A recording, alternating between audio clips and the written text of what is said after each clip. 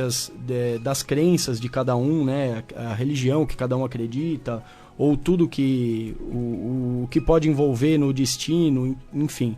Mas também tem aquelas questões que elas estão relacionadas aos nossos próprios aprendizados, né? Então a influência que a gente teve, por exemplo, do nosso pai e da nossa mãe, quando a gente é criança, ali na primeira e segunda infância, que vai até os 7 anos de idade, essas influências elas são tão fortes para a criação dos nossos comportamentos e tudo mais, que elas vão promover comportamentos que vão acontecer de forma cíclica na vida dessa pessoa, né? Então, por exemplo, vou dar um exemplo que é muito tradicional.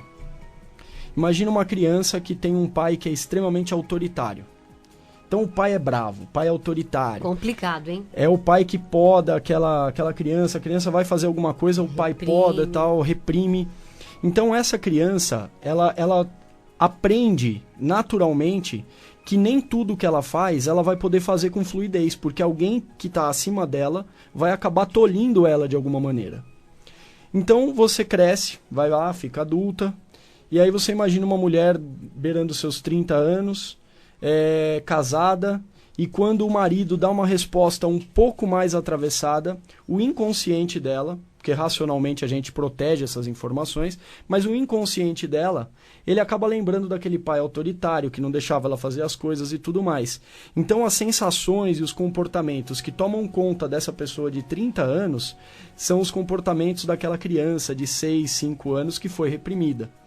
Então, quando a gente não conhece esse padrão na nossa vida, a gente não consegue identificar quais são os comportamentos que a gente tem, que estão afetando diretamente os nossos resultados, a gente continua repetindo esse padrão. E repetir padrão é o que faz as pessoas viverem a mesma vida que todos os antepassados dela viveram. Então, o primeiro ponto que a gente tem que avaliar é conseguir identificar qual é o padrão de comportamento que você segue, que você faz, e que toda vez que você tem aquele comportamento, alguma coisa na sua vida degringola. Seja na vida pessoal, seja na vida profissional. Às vezes você sai do sério no trabalho, dá uma resposta para o seu patrão, para o seu líder, que você não deveria dar naquele momento. Isso daí são impulsos que a gente tem, que vem do nosso inconsciente, de acordo com o que a gente aprendeu, né? Da forma como a gente aprendeu a reagir a situações de pressão e tudo mais. Então, sabendo de tudo isso, agora sim vou falar especificamente do treinamento, eu comecei a analisar alguns tipos de relacionamento de casais. Então, pela primeira vez, juntar o perfil psicológico da mulher quando ela está com o perfil psicológico do marido, né, os dois perfis psicológicos, como que esses perfis formam a relação do casal. Então, por exemplo, uma mulher que é extrovertida, que gosta de falar, que gosta de conversar, Isadora já está levantando a mão aqui, sou eu. Então, você imagina uma mulher extrovertida que adora conversar e tal, e aí ela casou com um marido que ele é introvertido. O introvertido... Tá bom, essa parte eu não vou falar. O introvertido, na verdade, algumas pessoas acham, né, que a pessoa que é introvertida, ela é tímida, ela não é motivada. E, na verdade, isso é uma mentira, né? A pessoa introvertida, ela é tão motivada quanto a extrovertida, só que a motivação dela é interna. Então ela pensa muito mais do que ela fala.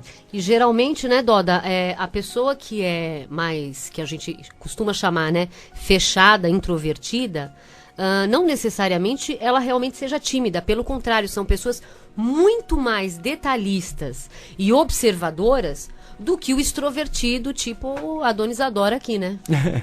É verdade. O importante é a gente saber o seguinte, não existe um perfil psicológico que é ruim e outro que é bom. Existem perfis psicológicos. Exatamente. E todos eles têm coisas positivas e coisas negativas.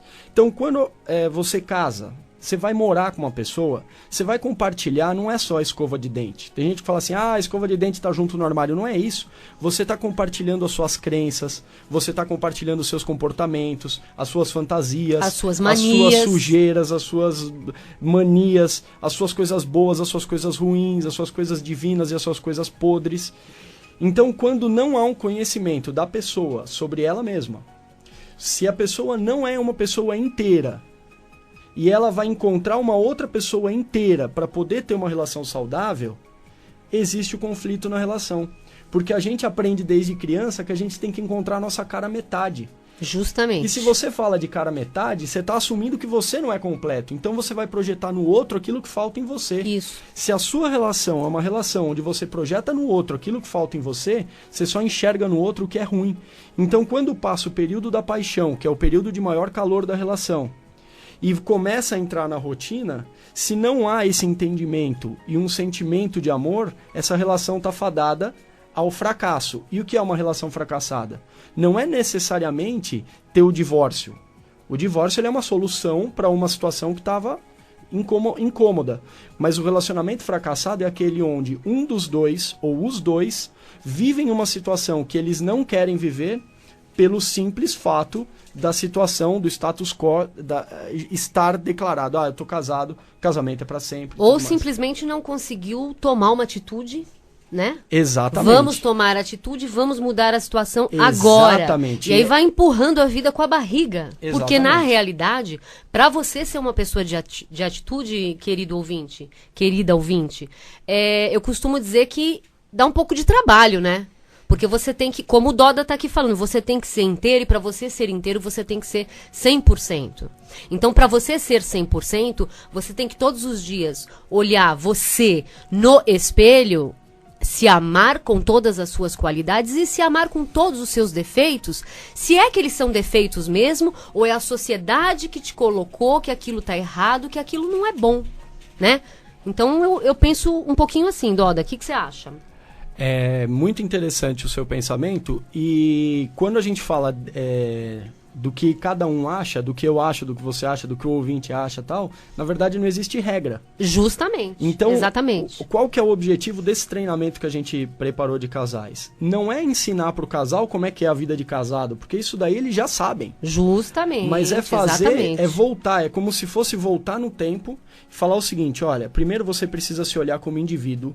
Você precisa saber se avaliar os momentos em que você está agindo de forma inadequada e das formas adequadas.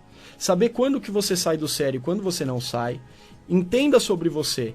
Agora você vai entender sobre o outro. Quando que o outro está errado, quando que o outro está certo, o que que é um defeito, o que que você precisa auxiliar no outro. Para na terceira etapa do treinamento, aí sim a gente falar sobre o casal. Que é como que eu, com as minhas qualidades e defeitos, você com as suas qualidades e defeitos, vamos conviver o resto da vida como no matrimônio. Na realidade, eu entendo assim também, né, Doda? Esse treinamento, ele é uma proposta de reinício, né? De transmutação, né? Falando um pouquinho aqui na minha linguagem, é uma transmutação. Então, realmente, é uma oportunidade simplesmente única. Única. Não tem outra igual. Eu vou, inclusive, é uma surpresa do treinamento, mas como a gente está numa conversa bem informal falando sobre comportamento, esse treinamento ele termina com uma cerimônia de casamento desvinculada de qualquer crença religiosa. Então, uma cerimônia de casamento do ponto de vista comportamental. Eu passo para você as minhas crenças e comportamentos positivos e os negativos também. E você vai entregar os seus para mim e a gente vai se